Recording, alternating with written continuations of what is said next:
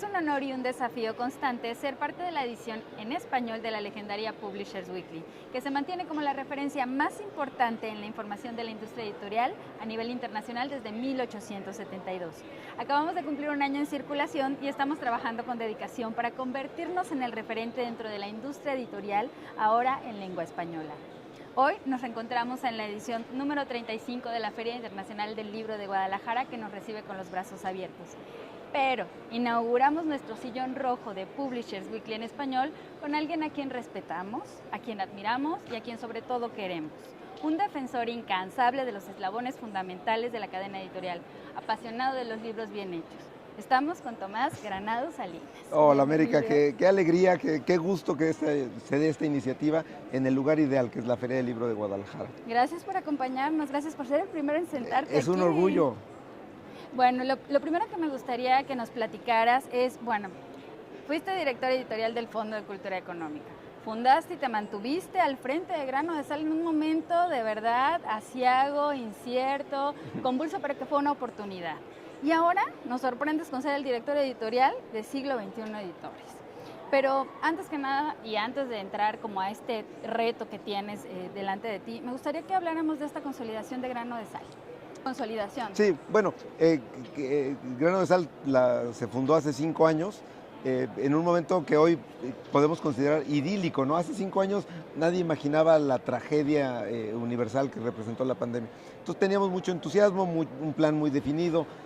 Digamos que la experiencia de haber pasado por el fondo me permitió hacer un buen plan de negocios que conciliara lo intelectual con lo empresarial, y yo creo que arrancaba bien. Teníamos un año clave en 2020 con un lanzamiento del libro de Tomás Piketty en México. Era un orgullo, un logro personal tener ese libro. Y una semana antes de que él viniera a México, tuviera una serie de actividades y demás, pues llegó la noticia de que ese virus originado en algún lado de China paralizaba el mundo. Entonces se frenó ahí. Para nosotros fue un golpe directo a unos días de ese gran acontecimiento, y digamos que el resto del tiempo desde entonces fue encontrar un modo de subsistir sin parar. Algo que decidimos en Grano de Sal fue que hubiera, que no dejar de publicar libros. Mucha gente, los grandes grupos, fue muy notorio, modificaron mucho sus planes para bajar el ritmo de producción. Otros decidimos mantenerlo, y quizá porque estábamos muy volcados al libro electrónico, y nuestros libros estaban disponibles en muchas librerías electrónicas, incluido El Sótano, ¿no? Entonces, ese cambio que para muchas editoriales tuvo que ser paulatino y de golpe con la pandemia, nosotros estábamos listos, entonces decidimos seguir. Entonces, tengo la impresión de que eso contribuyó a que pudiéramos aumentar. Publicamos en este año y medio cerca de 15 títulos más, que para una editorial microscópica como es Grano de Sal fue muy bueno. Pero bueno, entonces así digamos que intentamos subsistir a la pandemia. En un momento, hace unos meses, nadie ha cantado victoria ante este desafío. Entré en contacto con la gente de Siglo XXI, que me plantearon una situación irrepetible para la historia personal, bueno, la historia individual de Siglo XXI, que se había hecho una venta de acciones del anterior accionista mayoritario, que era Jaime Labastida, a un empresario argentino que tenía el deseo de que recuperara su energía, su fuerza, el sello de Siglo XXI. Y no solo eso, sino que se daba el anuncio de que el director del nuevo conglomerado de editoriales sería Carlos Díaz, que es el director de Siglo XXI en Argentina. Esas dos posibilidades de contribuir a que recuperara cierta gloria, cierto protagonismo Siglo XXI, y trabajar con Carlos Díaz, fueron suficientes razones para pasar a Siglo XXI. Y ahora el reto de Grano de Sal es continuar en una escala distinta, quizá con una entrega menos apasionada como la mía, porque yo estuve ahí de tiempo completo desde el día cero, ¿no? Pero el reto de Grano de Sal es encontrar una nueva escala para mantenerse activo.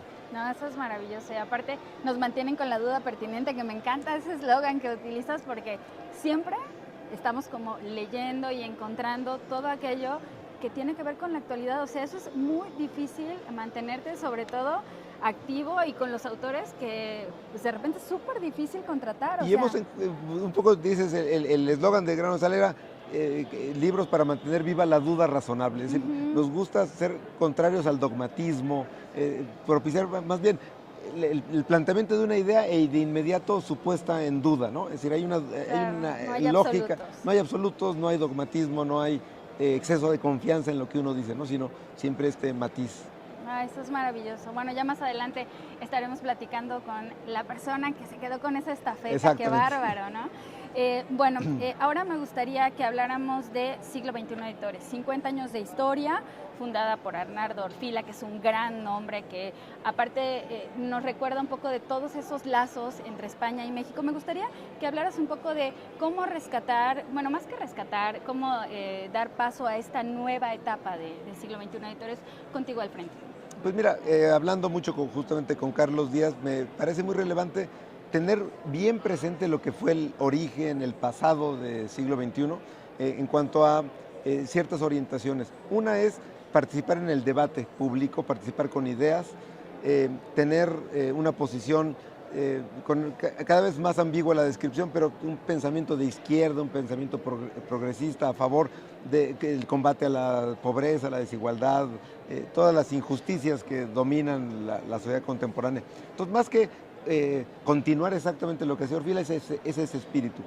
Y luego tenía una característica Orfila como editor, es que quería vender muchos libros, es decir, no era un editor que se conformara con encontrar la gran obra y producir un ejemplar. Tenía que ser leída. Tenía que ser leída, tenía que tener una enorme presencia comercial, porque era el modo de mantener la autonomía de la editorial. Entonces, hay estas dos cosas, son ejes rectores.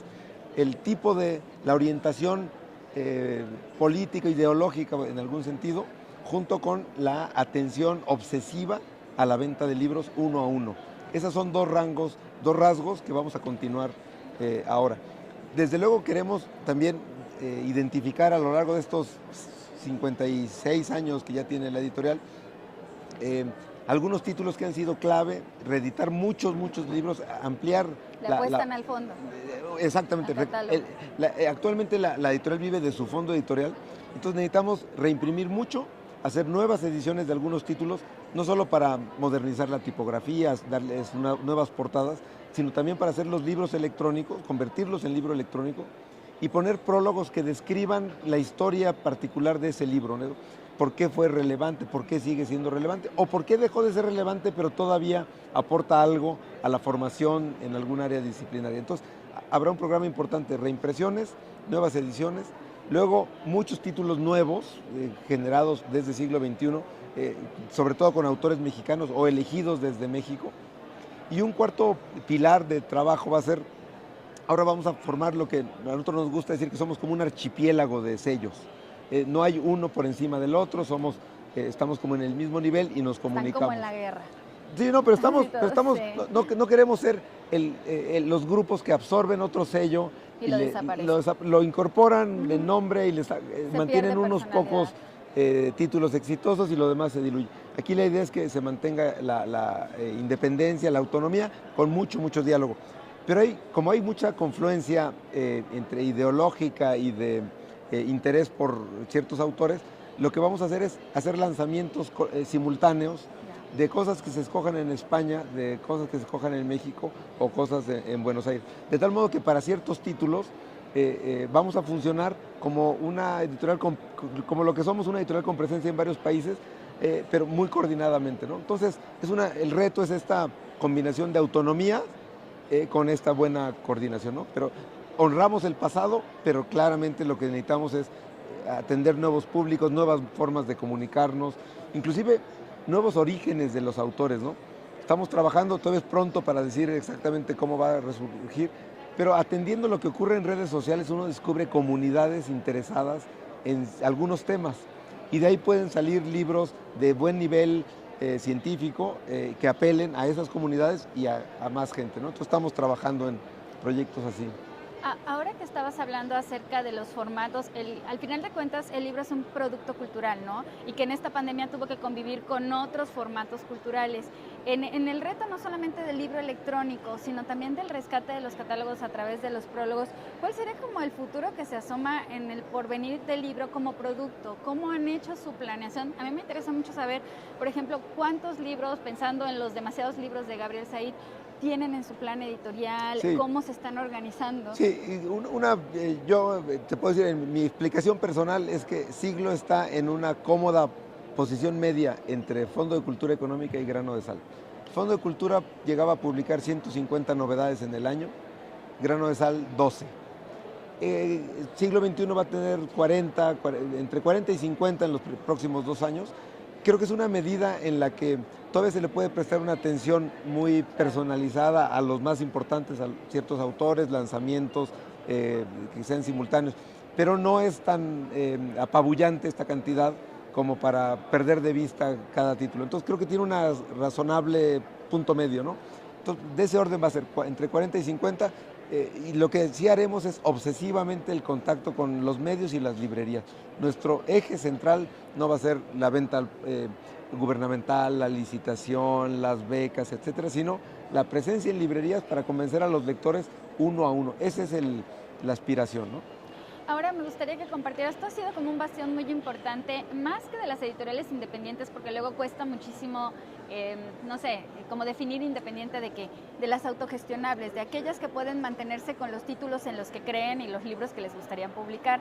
No quiero sonar como coach de desarrollo personal, pero ¿esta crisis ayuda como a crear realmente una oportunidad para ellas, o estamos en un punto de no retorno en el que los grandes grupos editoriales tienen que moderarse como con esta voracidad? Yo tengo la impresión, desde Grano de Sal, que la crisis va a dejar muchas víctimas, así sencillamente, va a acabar con muchos proyectos o los va a hacer los va a diluir tanto que prácticamente van a desaparecer. Pero creo que los que sobrevivan van a haber aprendido cosas como la necesidad de actuar en conjunto, reconocer que más que nada vamos en el mismo barco y que ahora, eso debería pasar de una etapa de solidaridad, de expresiones bonitas, a acciones concretas, acciones comerciales concretas, acciones de información de los libros. Entonces creo que hay condiciones para que, por ejemplo, la existencia de Publishers Weekly en español es una buena noticia para los editores independientes. Bueno, hay que aprovecharlo, hay que subirse a ese tren. La existencia de una naciente cultura de los metadatos. Es otro de esos retos, aquellos que sobrevivan y aprovechen eso, creo que les puede ir muy bien. El libro electrónico, el audiolibro, hay muchas más oportunidades, ¿no? No digo que sean garantía de que uno va a sobrevivir, pero este sentimiento de acción colectiva entre los más chicos y la variedad de herramientas o ayudas alrededor pueden conjuntarse para que sobrevivan mejor los pocos que sobrevivan. Y ya para ir terminando, ¿cuáles son las novedades más sobresalientes de las que nos puedas hablar que viene en este gran proyecto de siglo XXI? Nos interesa saber. Es muy pronto, yo tengo un mes, te puedo decir algo que sí es interesante, hay un título que vamos a lanzar te puedo hablar de dos. Okay. Uno que se origina en Argentina, que es de Luis Pesetti. Luis Pesetti es un escritor diverso, ha escrito novelas para adultos, ha escrito literatura infantil y juvenil, es un artista completo, en un sentido muy amplio porque es un gran guionista, es de sus propios espectáculos, alguien que juega con las palabras de un modo maravilloso, en fin, es un personaje así. Está terminando en Argentina un libro tratando de explicarle a los niños qué son los adultos, ¿no? Un poco, no es un libro infantiloide, ¿no? Sino es tratar de ayudar a que se entiendan niños y adultos. Claro, ¿no? comunicación. Y simultáneamente se va a lanzar primero en México, porque él va a estar esa temporada en México, y después en Argentina. No lo hicimos en México, pero es un ejemplo de este ejercicio en equipo y con lanzamientos prácticamente en el mismo mes, por decirlo de alguna manera. Y un pequeño ejemplo de un libro al que honramos en su pasado, pero nos da pie para un libro nuevo. Uno de los clásicos escolares del siglo XXI es un libro que se llama Historia para qué. Es una serie de 10 ensayos que se publicó en 81, con 10 historiadores que en ese momento eran relativamente jóvenes. El promedio de edad de ellos era de 44 años, pero estaban Luis González, Luis Villoro, Adolfo Gili, Enrique Florescano, Héctor Aguilar Camín, por decir algunos, ¿no? Hoy nos parecen muchos de ellos las grandes vacas sagradas. No lo eran en 81, o iban camino de serlo. Entonces, invitamos a los 4 que sobreviven de ese grupo magnífico a que nos recomendaran historiadores contemporáneos que pudieran escribir una historia para qué, una nueva historia para qué, que resuelva varias cosas. Primero, que hable de muchos más temas, y luego que resuelva algo que también es un diagnóstico de la época. En ese libro, de 10 historiadores, había 0 mujeres, 0 historiadoras. Claro. ¿no? En 81, y yo creo que pareció natural, nadie reparó en ello. Claro. Entonces, bueno, ahora vamos a hacer un libro que aspire a la paridad o muy cercano a la paridad, no por subirnos a una moda, sino porque creo que uno tiene que poner en práctica pues, esas convicciones, ¿no? No, y que encontraste un buen texto, seguramente. Y hay muchas. ¿No? Sí, entonces claro. la idea es que vamos a invitar entonces a un grupo de historiadores e historiadoras de hoy, de preferencia que sean tan jóvenes como eran en promedio aquellos que fueron vacas sagradas, a que escriban una nueva reflexión sobre el para qué de la historia, ¿no? Hay dos ejemplos del tipo de coordinación con el resto de las casas y como de mirar nuestro pasado para hacer un libro nuevo, ¿no? Qué ejercicio tan interesante. Pues bueno, y lo último que te queremos preguntar es ¿cómo te has sentado este regreso a las actividades presenciales, a la Feria Internacional del Libro de Guadalajara? A ver, te lo digo con una palabra, la palabra es euforia y se puede notar en mi garganta. Estar aquí, estar sentado hoy aquí, atestiguando una feria, digamos, más ligera, menos sobrecargada como otros años, pero estar aquí, todos nosotros, con un ánimo celebratorio, aunque no nos vaya a ir bien en términos económicos, el solo hecho de manifestar que estamos dispuestos, estamos participando, es motivo de euforia. Y creo, ha ocurrido sin embargo una cosa interesante con el público. Con varios colegas tenemos la sensación de que están comprando más libros. Yo no sé si mi explicación de sociología de banqueta es que para venir a la feria, al menos este primer fin de semana, había que comprar boletos de antemano, había que saber si venías en la mañana o en la tarde, había que planear más la visita a la feria, y yo creo que eso lo hace gente que quiere venir a comprar libros, no necesariamente la familia que vino a pasear y que pasó un rato y que a lo mejor no compra nada. Es decir, se autoseleccionaron los lectores dispuestos a encontrar novedades, ¿no? Claro, hubo un Entonces, filtro. hay un fenómeno, un filtro por el procedimiento para tener acceso a la feria. Y en consecuencia, pues, vienen con mucho entusiasmo. Hay colas alrededor de stands como el de Random House para entrar. Y eso tiene un problema, pues porque refleja la pandemia, pero al mismo tiempo llena de optimismo, ¿no? Ay, maravilloso. Pues gracias, Tomás, por sentarte con nosotros, por tu sensibilidad editorial siempre.